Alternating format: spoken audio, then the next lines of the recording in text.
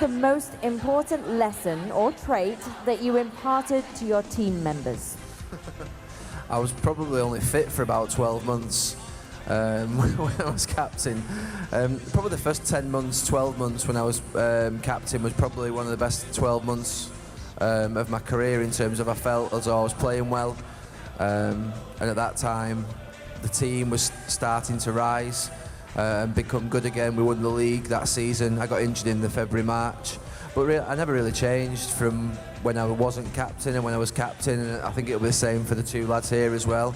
At United, the manager was always the boss, and the captain would be, the manager would speak to you, but not really. You wouldn't have a huge influence with him, but you would you just do the same things as you always did, just train as hard as you could and make sure that you could give good advice to everybody. But then we all did that when we weren't captain, or we were captain, really. Why do you hate Scousers so much? Oh dear. I don't really hate them, to be fair.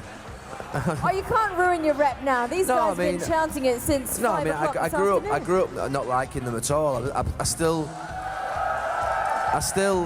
don't want them to win a trophy, and I don't want them to win things because I'm a fan of Manchester United. But hate really has never been a word that I've used. It's just a case of the fact that, you know, I live in Manchester. I lived up growing up watching Manchester United, supporting Manchester United, and if you support United, you don't like Liverpool. If you support Liverpool, you don't like United. Fair enough. Simple. Does that answer your question? Are you guys happy with that answer? Okay, final question from the box. What is your greatest achievement as captain of Man U?